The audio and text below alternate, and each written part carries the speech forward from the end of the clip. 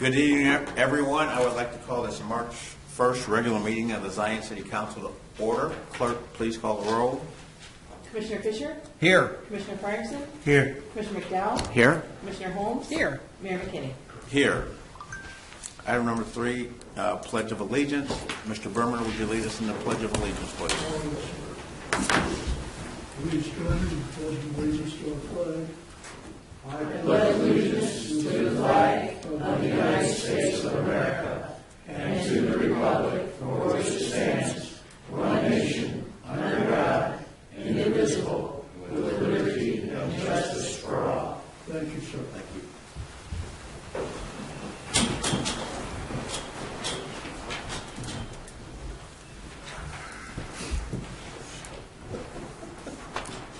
Item number 3.5, we have Pastor Chance Brigham of the Trinity Christian Center who's going to offer prayer for us this evening. Mayor, thank you again. Council officials, thank you for keeping this tradition going, allowing us to be here. Let's pray. Heavenly Father, we just thank you, God, for your presence here today. We thank you, God, for your blessing on these officials, for your blessing on our mayor, God. In the scriptures, it says that you have ordered your citizens to obey the governing bodies, God. And we just pray that you would give our mayor, our various officials, the wisdom and discernment to lead this city and to care for its citizens as they see just. I pray all these things in Jesus' name. Amen. Amen. I'd also like to just take a moment to offer a silent prayer for the citizens of Ukraine with everything going over there, and just offer our support through prayer, and for all of our first responders throughout the country and the world for all the support that they give us that sometimes we take for granted. And while I reflect on our country and the civil unrest that we've gone through over the last couple of years, and I think about, as I look at what's happening in Ukraine, and we are arguing about the freedom of whether to wear a mask or not wear a mask, and you look at the situation of what's happening there, that's when you're talking about how your freedom is impacted.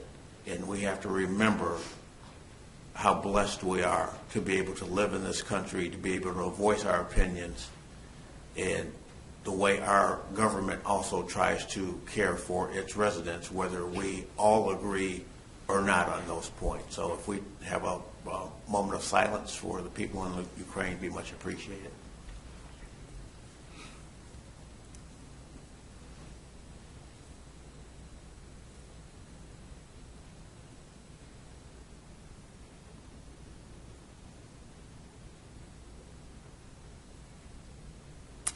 Thank you very much. Item number 4, agenda changes. Are there any agenda changes by any of the commissioners?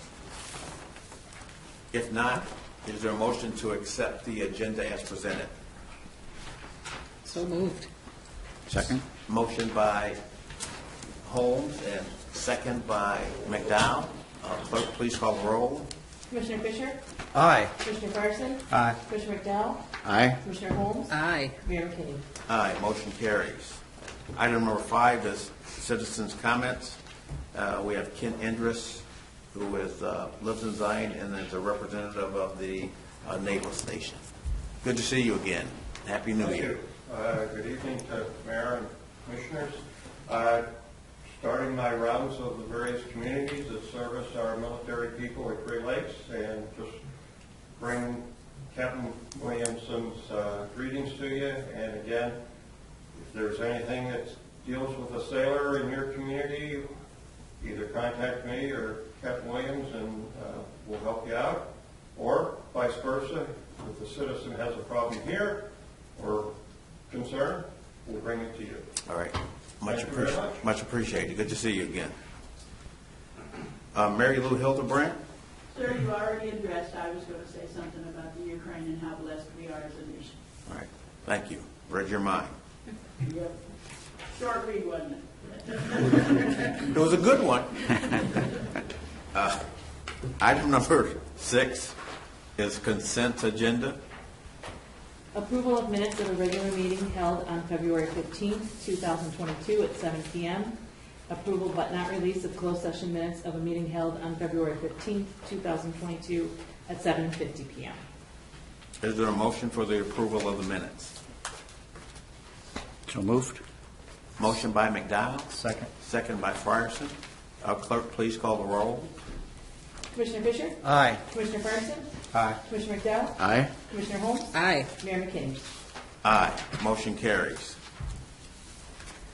Bills, vouchers 139833 through 140034, drawn on Huntington National Bank, total $444,337.92. Is there a motion to approve the bills? I'll move to approve the bills. Motion by Fisher, Second. second by Holmes. Clerk, please call the roll. Commissioner Fisher? Aye. Commissioner Fryerson? Aye. Commissioner McDowell? Aye. Commissioner Holmes? Aye. Mayor McKinney? Aye. Motion carries. Item number 7, consider passing ordinances as follows. 7A, extending a special use permit for a 2.5 megawatt direct current, 2 megawatt alternate current fixed tilt ground mounted community solar project per Director Ianson. Director Ianson is not here, and in his place, Director Nabel will present this. Thank you, Mayor Commissioners. Director Hines. Administrator Nabel, excuse me. He passed it off his regrets. He was not able to be here tonight, but he's requesting an extension of the special use permit for the potential solar project that's over on the old landfill on 17th Street. The state basically has a lottery for community solar projects as funding becomes available, so there's windows that kind of open up, and they basically just stay in the hopper until they get the opportunity for access to that funding. So we just want to make sure that the special use permit stays valid while they continue to pursue that project. So staff recommends approval of the extension of the SUP. Is there a motion? I'll move to approve the extension. Second.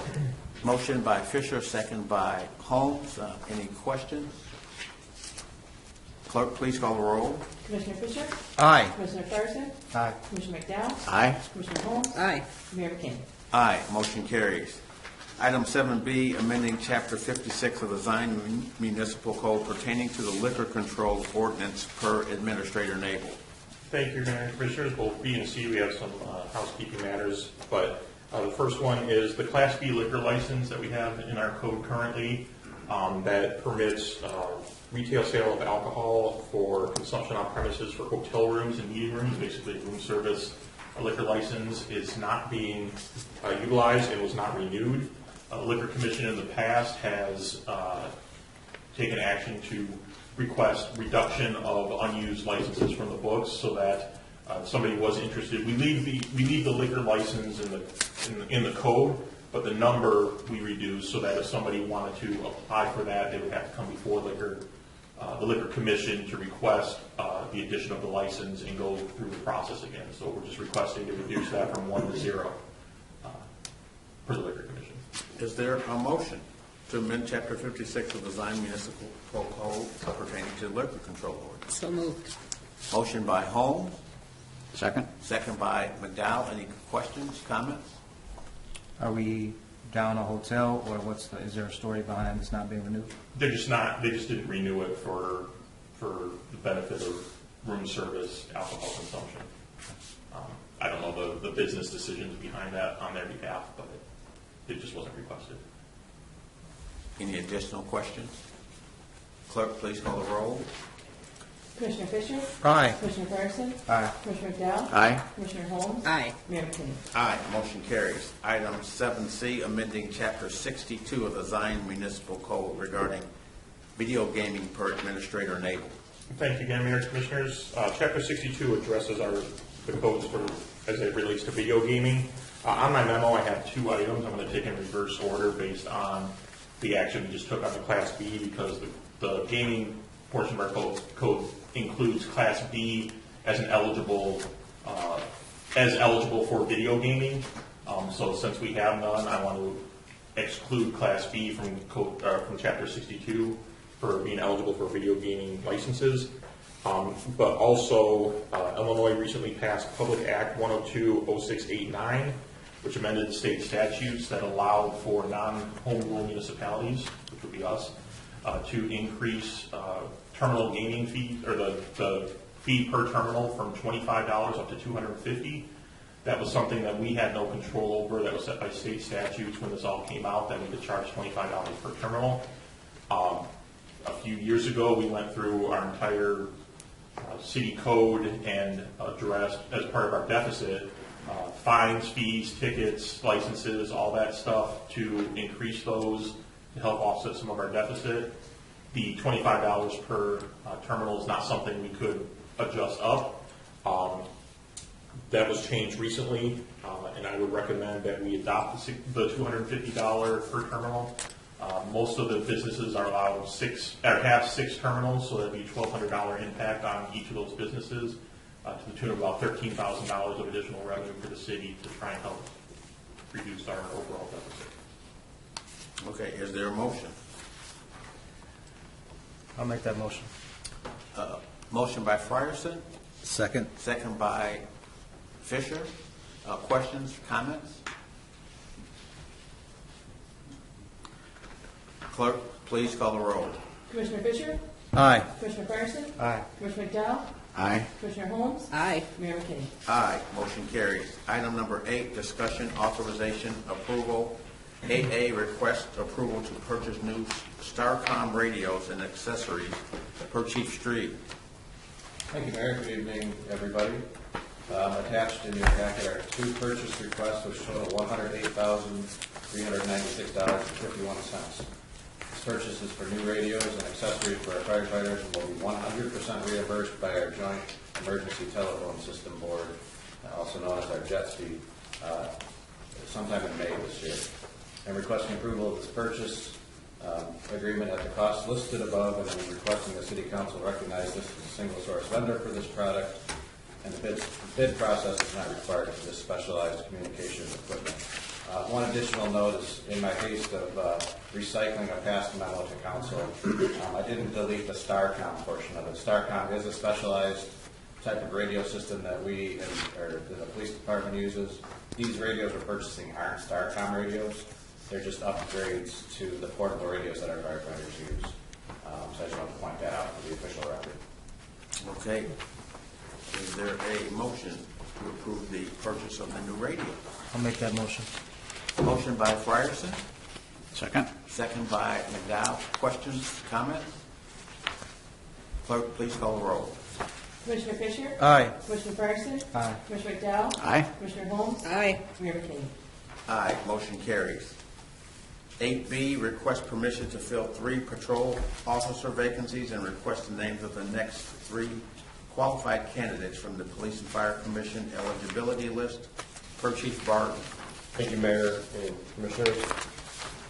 Well, our staffing shortages, we're still working on, but they're continuing. Due to the recent retirements and remaining staffing shortages in the patrol ranks, I respectfully request the City Council approve the filling of these 3 officer positions from the current patrol officer eligibility list established by the Design Board of Fire and Police Commissioners.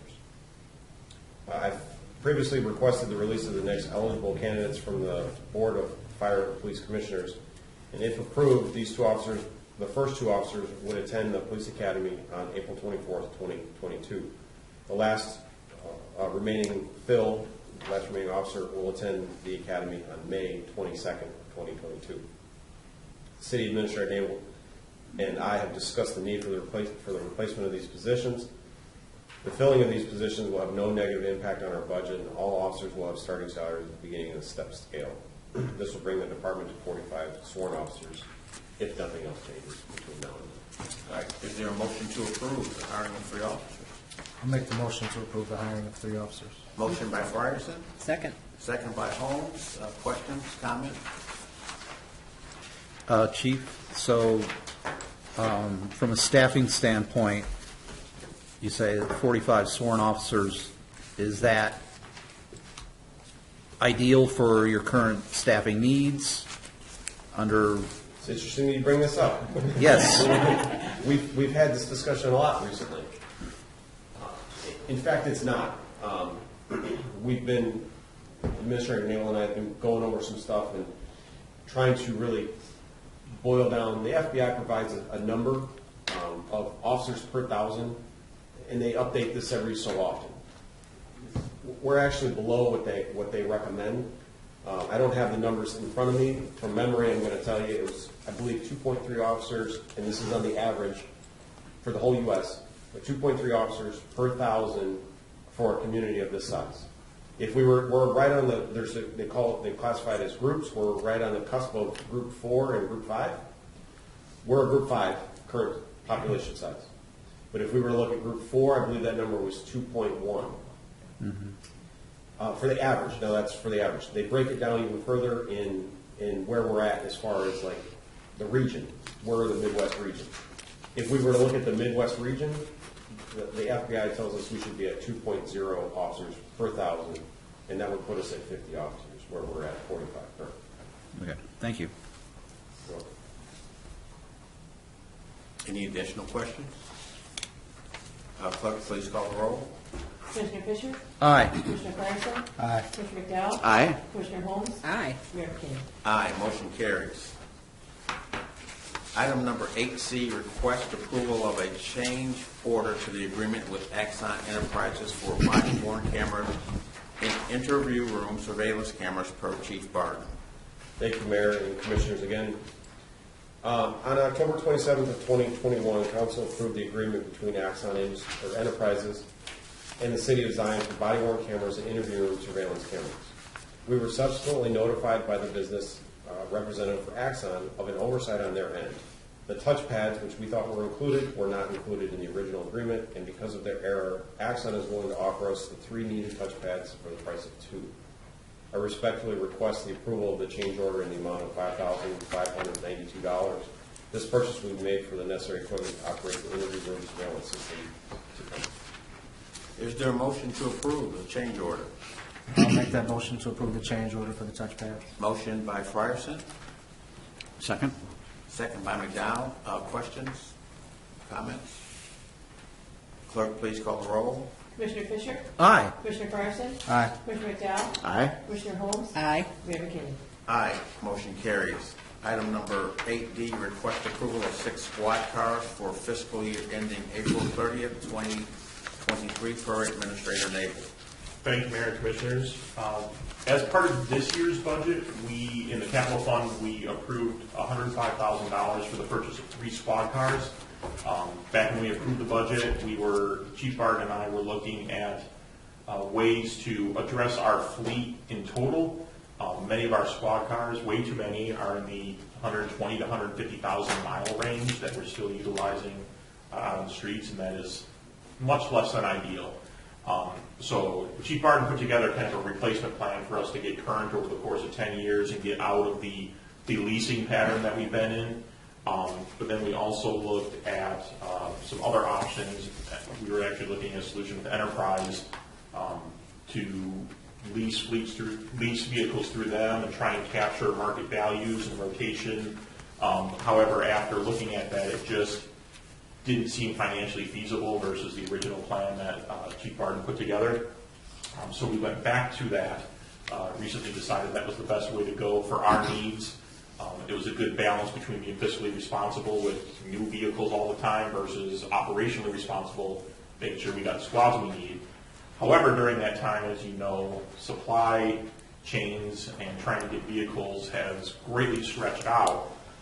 So for us to order the 3 vehicles that we budgeted for this year, we have to place that order now. We're looking at probably 7.5 to 8 months out before we can even take possession of those vehicles. Some of the equipment that we need on those, primarily the cameras in the squads, are 11 months out before we can even obtain those. So that being said, this plan was 3 vehicles per year and start rotating towards end of life into like the detectives and administrative vehicles to extend their use. But we needed 3 this year. We were going to do 3 next year. So us ordering the 3 now won't happen until next fiscal year. Additionally, the next 3 that we're going to order next fiscal year, we wanted to order now so that we can take possession of all 6 of those during the next fiscal year. So long story short, what I'm asking is, even though we haven't approved a formal budget, to authorize that we will include the cost of those 6 vehicles, which is $352,500, not to exceed $352,536. That's the vehicles and all the outfitting that goes with them.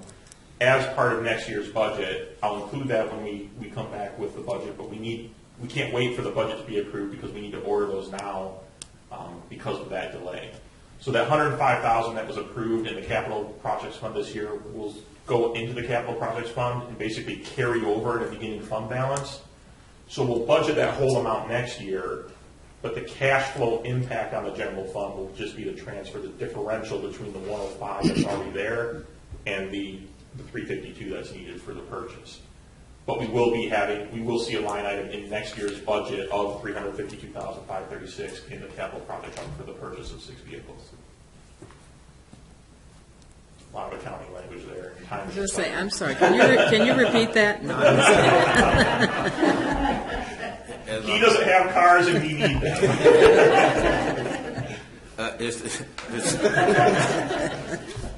That was good, David. Yeah. Thank you for that summary. Succinct. Is there a motion to approve? I'll make that motion. Motion by Fryer. Second. Second by Holmes. So, Do we dare ask questions? so for clarity, so we take delivery of the 6 and 23. Are we skipping 24 and then we go for another 3 and 25? Is that how this math is working out? Fiscal year 23 will take possession of 6 vehicles. Right. So that's the 3 from this year, and then the 3 that we would have done in fiscal year 24. I'm trying to back into the justification for the doubling of the 105. So I know there's a price increase in there for the 3 vehicles that increases the 105, but we're talking 247. So I'm just wondering, are we spreading that across 23 and 24, and then coming back again for another 3 and 25? We will be coming back for another 3 and 25 as well. Not 24. This includes everything we need for squads in 24. Got it. Okay. So we're right. Yeah. Thank you. All right. Clerk, please call the roll. Commissioner Fisher? Aye. Commissioner Carson? Aye. Commissioner McDowell? Aye. Commissioner Holmes? Aye. Mayor King? Aye, motion carries. Item 9, departmental commentary. Start with Chief Street. Let's go first. I don't think I ever get to go first. You don't need to say it's because they're not here tonight. Well, I wanted to, given that Administrator Nabel has the warm jaws at the time, I thought I'd give him a break, and Thank you. we're going to start with you. All right. Well, thank you. Good evening again. The only thing I guess I'll bring up tonight, and I'll probably bring it up over the next couple months, is hopefully we're starting to turn the corner into spring. And we know residents like to start cleaning up their yards and all that good stuff. So we just urge our residents to be mindful of the city ordinance on open burning, prohibiting the burning of yard waste. You can certainly have a nice resident or a recreational campfire. Even I like those. Please can't be burning the yard waste. And the ordinance is pretty easily found on the city website. It says Code of Ordinances. You can just search open burning or fires, and you can find it. But just like we talked about Blackboard last time, if somebody really wants to ask some questions or isn't very tech savvy and can't access the internet, they can certainly call my office, and I'll step them through it and answer any questions that they have. All right. Thank you, Chief Street. Chief Barton. Guess I'm next. Thank you, Mayor. Well, if I skipped you, you would have gotten a little sensitive about it. I So. would have. I wanted to talk a little bit about 211, just to remind everybody that as the weather warms, people tend to be outside a little bit more. So if you see somebody, help them call 211. I actually took a call from a county board member recently that was willing to step out and gave me a call directly. We got some officers over to help a person on one of those cold days recently. So just remember that if you see somebody in need, 211 is always available. And I also wanted to just reiterate what my comment was 2 weeks ago about texting and driving. As it warms up, people start to get out of their house a little bit more and are walking their pets, walking just for exercise, whatever. Be cognizant of them being in the sidewalks or being along the roadways. So keep your eyes on the road, not on your phone, because we hate to have anybody Thank you, Chief. And as far as 211, also, I thanks for your department for taking care of that. I'd also spoken to the board member, Gina Roberts, and some of the services weren't available on Saturday for 211. And so being on the advisory board for 211, I've made some calls to make sure that as this 211 moves forward, that we do have the resources for people in need on the weekends. As we know, homelessness and some of the issues that happen within our community and within the county just don't take place during the week. So I've been addressing that, and I appreciate Gina Roberts bringing that to our attention. Administrator Nabel. Thank you. Warm it back up again. Chief Street reminded me of something that, since Director Roberts isn't here, I'll kind of speak on his behalf, but as we're kind of turning the corner into spring, during the winter we kind of have to adopt a hydrant to see if hydrants are clear and help our fire department. I'm going to ask kind of the same thing for grates on your streets, to adopt a grate, especially as we have snow melting, as we start getting into wet weather, lots of rains. We have one street sweeper for the entire city, and we are short-staffed in both street and the water department, and they handle a lot of main breaks this time of year. So clearing those grates is unfortunately a luxury that we try to get to whenever we can. So if residents can just look in front of their houses, make sure the grates are cleared off of leaves, debris, even the gutters, the curbs along the street for leaves, that backs up that'll help prevent a lot of flooding, a lot of overland flow, which erodes our roads. It'll extend the life of our roads by not having that overland water flow. Just make it generally safer for travel, and also keep flooding from going into people's houses and onto people's properties. So if you see your grate is covered, please just take a minute and clear it off. We have it on announcements, but I'd also like to invite everyone on March 12th at the Zion High School at the Performing Arts Center. We're having a State of the Community event where all of the taxing bodies will be discussing different collaborations, partnerships, and successes that we've had over the past year. But we're also going to be having kind of community roundtable discussions for just some questions that we want to get input from residents on about the community, about ways we can improve. So great opportunity to get not just in front of us, but the superintendents, the park district directors, library, et cetera, the township, and provide input and kind of a collaborative effort with residents to brainstorm. We have a lot of smart people around here, and an opportunity to hear everyone's ideas on ways we can make things better is appreciated. So that is March 12th at 10 o'clock at the Performing Arts Center at the high school. All right. Thank you, Administrator Nabel. Commissioner McDowell? Yeah, Mayor, just a couple things. One, to update the council on a matter. On our February 1st meeting, we tabled an item related to the city signs, our welcome signs around the city. And in the interim, we've had some discussions with Administrator Nabel, Director Roberts, and you, Mayor, about a possible collaboration with the high school in creating some of those signs. So we're in the midst of talks with the high school about that. I think a very creative project that will help high school students and be a benefit to the city. So stay tuned for more information on that. A few years ago, the Chamber of Commerce and the Zion Historical Society did a walk through Mount Olivet Cemetery, highlighting some historic figures in Zion. And our research into that led us to discover a famous Zion doctor that's buried out at Mount Olivet, and I'd just like to read a little bit about him, if you don't mind. So this is Dr. James Brister. Maybe some of you have heard of him. He's a dentist, was the first African American to graduate from Penn State Dental School. And he moved to Chicago in 1893 and opened up a dental office on Dearborn Street. He married Anna Murrell, and between 1898 and 1901, Dr. Brister's office was on State Street and then on Michigan Avenue. And while he was in Chicago, Brister came into contact with John Alexander Dowie and his movement. Dowie had built a little shack, a little tabernacle right in front of the Columbia Exposition, and that attracted many people, including Brister.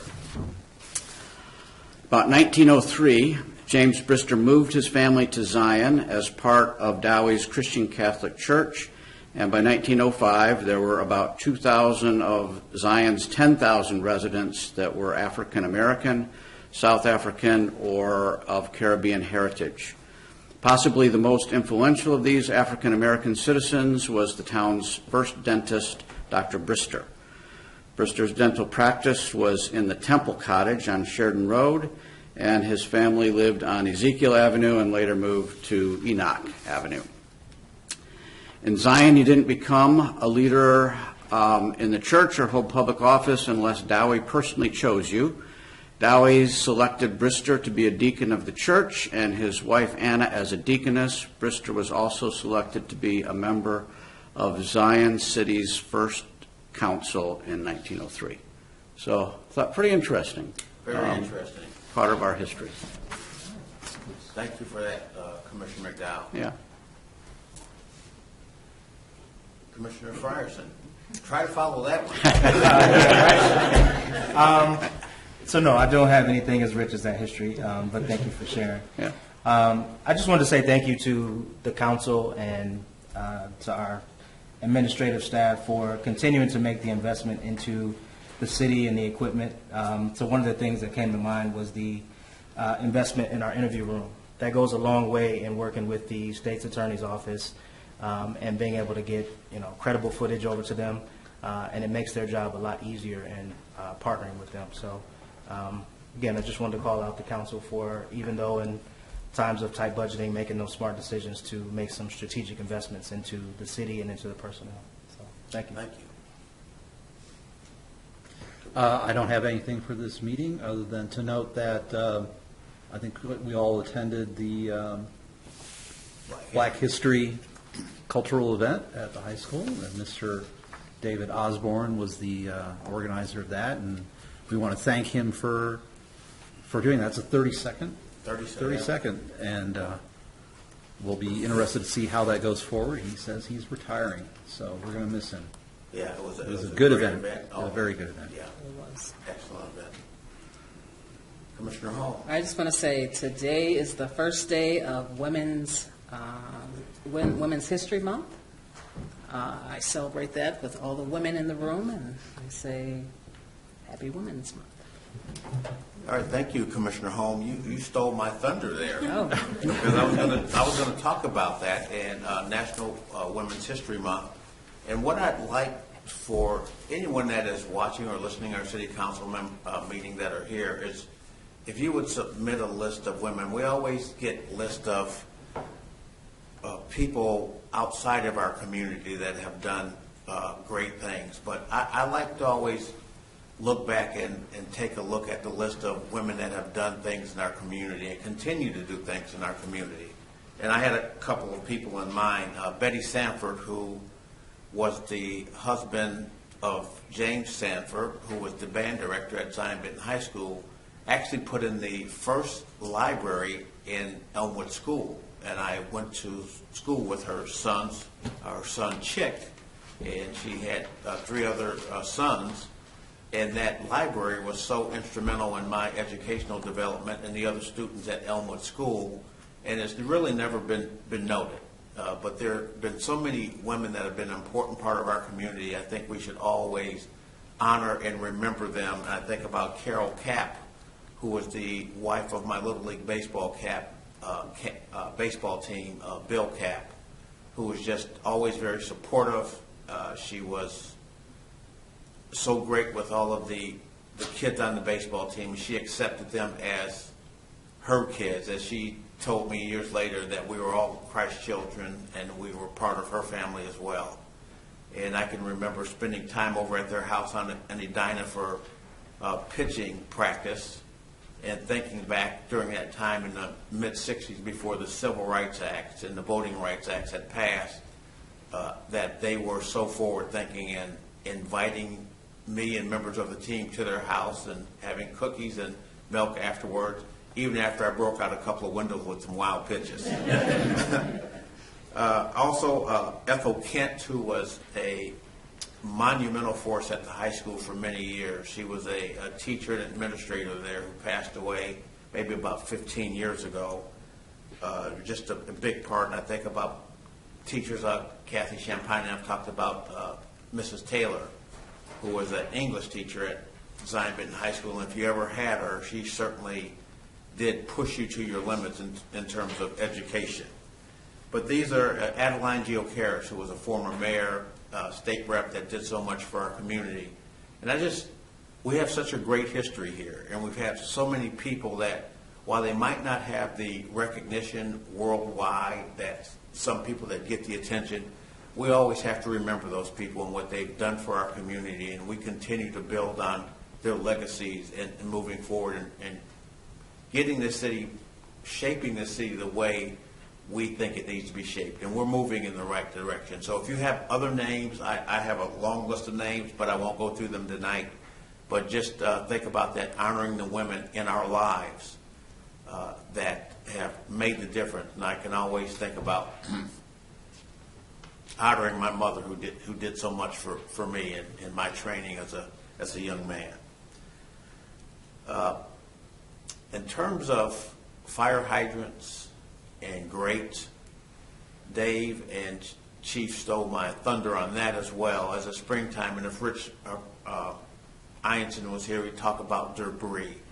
As we go from winter to spring, sometimes it's a beautiful time of the year, but it's one of the ugliest times of the year because of all the debris and wind that flows through our city and our streets and our yards. So let's be mindful as we continue to pick up the debris.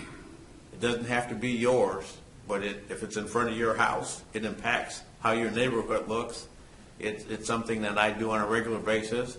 I drove by Dinah the other day, just going by, doing my drive around the neighborhood, and I saw Commissioner McDowell out cleaning out the grate in front of his house. So we lead by example. And even though people might not, we think people aren't watching us, they are. And if we lead by the right example, people will continue to follow the direction that we are going. So with that, we move to item 10 as announcements. Administrator Nave will talk about March 12th, 10 a.m. to 12 p.m. Zion Community's Leader State of the Community event at Zion Benton Township High School, the Performing Arts Center, and it's an excellent time for us to showcase, not only get input from our residents, but to show them how hard we have been working together as the taxing bodies to come up with ideas to, at some point, maybe help reduce the taxes in our town. I can tell you this, that in the last 2 years, in 21 and 2020,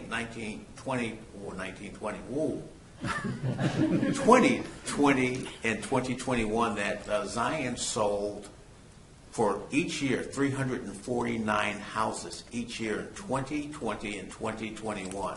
Our real estate market has picked up, and people are coming in buying. Our rental rates have gone down significantly since we've talked about it. Our vacant homes have gone down from it was well over 800, Dave, about 10 years ago? And almost a little over 900. A little over 900, and we're probably now below 200.